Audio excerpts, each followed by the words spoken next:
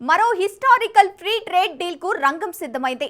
టారిఫ్లతో Trump రెచ్చిపోయిన వేళ UK, European union తో స్వేచ్ఛా వాణిజ్య ఒప్పందాలు కుదుర్చుకున్న మోడీ ప్రభుత్వం ఇప్పుడు న్యూజిలాండ్తో బిగ్ డీల్ పై సంతకాలకు సిద్ధమైపోయింది. ఈ విషయం స్వయంగా కివీస్ ప్రధానమంత్రి ప్రకటించారు. సోమవారం భారత్తో బిగ్ డీల్ పై సంతకాలు జరగబోతున్నాయని తెలిపారు. భారత్తో స్వేచ్ఛా వాణిజ్య ఒప్పందాన్ని సొంత నేతలే తీవ్రంగా తప్పుపడుతున్న వేళ బిగ్ డీల్ పై బిగ్ అనౌన్స్మెంట్ ఇచ్చేశారు. ఆస్ట్రేలియాతో ఇప్పటికే ట్రేడ్ డీల్ ఉంది. న్యూజిలాండ్తో కూడా పూర్తయితే ఓషియానియా ఖండం మొత్తం భారత వాణిజ్య పరిధిలోకి వచ్చినట్టు అవుతుంది. అందుకు ఈ డీల్ భారత్కు చాలా కీలకం. ఇంతకు న్యూజిలాండ్లో ఫ్రీ ట్రేడ్ డీల్లో భారత్కు కలిగే లాభమేంటి? సొంత నేతలే వద్దంటున్నా న్యూజిలాండ్ ప్రధాని భారత్ వైపే ఎందుకు నిలుస్తున్నారు? Let's watch. మరో హిస్టారికల్ ఫ్రీ ట్రేడ్ డీల్ కు సిద్ధమైన మోడీ సర్కార్. యూకే, EU తర్వాత న్యూజిలాండ్తో స్వేచ్ఛ వాణిజ్యం. న్యూజిలాండ్తో ఫ్రీ ట్రేడ్ డీల్ భారత్కి ఎందుకంత కీలకం? If you're wondering how the Indian Free Trade Agreement will help you, well, keep watching this, because I'm here at Hamilton Jet in Christchurch, and that's a Kiwi company that's been exporting jets that go on boats like these to over 70 countries. And these are highly skilled jobs, and these guys down here, I'm telling you, are building world-class products. Right now, their customers face tariffs going into India. But under this deal, that 8.25% tariff on their water jets will be phased out over time. Historical deal పై సోమవారమే అధికారికంగా సంతకం చేయనున్నట్టు Luxon ప్రకటించారు. ఈ మేరకు ఆయన X వేదికగా video సందేశాన్ని విడుదల చేస్తూ ఈ ఒప్పందం రెండు దేశాల ఆర్థిక సంబంధాలను మరింత బలోపేతం చేస్తుందని తెలిపారు.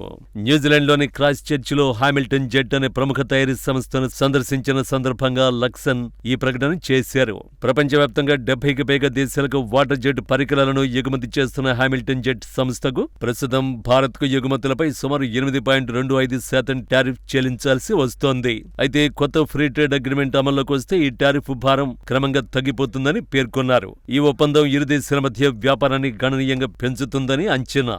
5 ఏళ్లలో వాణిజ్యాన్ని 5 బిలియన్లకు చేర్చడమే దీని లక్ష్యం.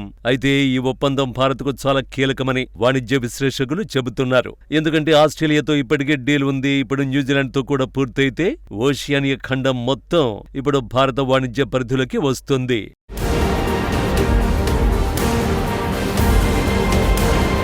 భారత్, న్యూజిలాండ్ మధ్య ఈ ఒప్పందంపై చర్చలు గత ఏడాది మార్చి 16న అధికారికంగా ప్రారంభమయ్యాయి. వాణిజ్య మంత్రి పీయూష్ గోయల్, న్యూజిలాండ్ ట్రేడ్ మంత్రి టాడ్ మెక్లే మధ్య జరిగిన సమావేశంలో ఈ ప్రక్రియ ప్రారంభమైంది.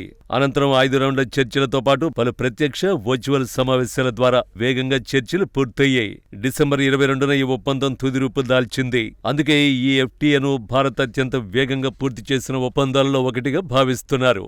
ఒప్పందం ప్రకారం భారత్కు చెందిన అన్ని ఎగుమతులకు New Zealand market duty free access లభించనుంది. దీనివల్ల టెక్స్టైల్స్, రెడీమేడ్ దుస్తులు, లెదర్ ఉత్పత్తులు, పాదరక్షలు, సముద్ర ఆహారాలు, రత్నాలు, హస్తకళలు, ఇంజనీరింగ్ ఉత్పత్తులు, ఆటోమొబైల్ వంటి రంగాలకు కలిసొస్తుంది. అదే సమయంలో న్యూజిలాండ్ కి చెందిన 95% ఎగుమతులపై భారత్ టారిఫ్లను తగ్గించనుంది.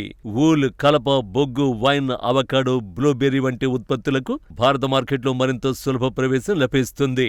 అయితే రైతుల ప్రయోజనాలని కాపాడే ఉద్దేశంతో పాలు, క్రీమ్, చీజ్, పెరుగు వంటి డైరీ ఉత్పత్తులు, అలాగే ఉల్లిపాయలు, చక్కెర, మసాలాలు, తినే నూనెలు, రబ్బర్ వంటి వస్తువులపై ఎలాంటి సుంక సడలింపులు ఇవ్వలేదు. దీనిపై న్యూజిలాండ్లో కూడా వ్యతిరేకత వ్యక్తమైంది.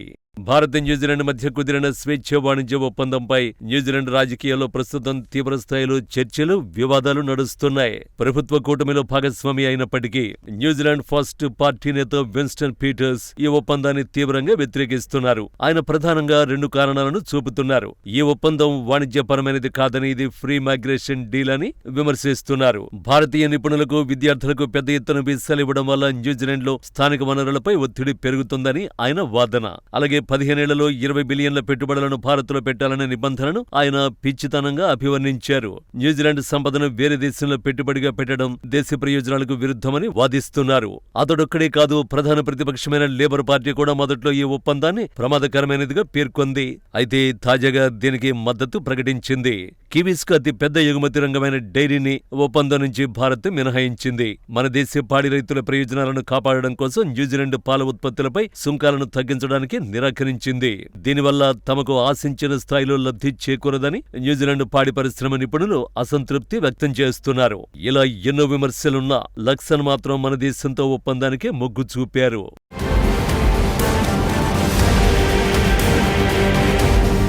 కివీస్ ప్రధాని భారత్కు ఇంత ప్రాధాన్యం ఇవ్వడం వెనుక బలమైన కారణాలు ఉన్నాయి. న్యూజిలాండ్ దశాబ్దాలుగా వాణిజ్యం కోసం చైనాపై విపరీతంగా ఆధారపడింది. అయితే ఇటీవల చైనా దూకుడు వైఖరి వల్ల కివీస్ తన మార్కెట్ను డైవర్సిఫై చేసుకోవాలని భావిస్తోంది. అందులో భాగంగానే మన దేశంతో చాలా తక్కువ సమయంలోనే స్వేచ్ఛా వాణిజ్య ఒప్పందాన్ని కుదుర్చుకుంటోంది. కివీస్తో ఈ డీల్ భారత్కు కూడా చాలా కీలకం. న్యూజిలాండ్ వంటి 5 ఐస్ కూటమి దేశంతో భారత్ ఇంత త్వరగా డీల్ కుదుర్చుకోవడం అంటే పసిఫిక్ ప్రాంతంలో ఇండియా ఒక నమ్మకమైన ఆర్థిక శక్తిగా ఎదిగిందని అర్థం. అమెరికా, బ్రిటన్, యూరోపియన్ దేశాలు ఇప్పుడు తమ సరఫరా వ్యవస్థ కోసం చైనాకు ప్రత్యామ్నాయంగా భారత్ను చూస్తున్నాయి. న్యూజిలాండ్ నుంచి వచ్చే పెట్టుబడులు భారత్లోని తయారీ రంగాన్ని బలోపేతం చేస్తాయి. ముఖ్యంగా food processing, logistics, cold storage టెక్నాలజీలో న్యూజిలాండ్ ప్రపంచంలోనే టాప్ లో ఉంది. ఆ సాంకేతికత భారత్కు రావడం వల్ల మన ఎగుమతుల నాణ్యత పెరిగి అంతర్జాతీయ మార్కెట్లో పోటీని తట్టుకోవడానికి అవకాశం ఉంటుంది.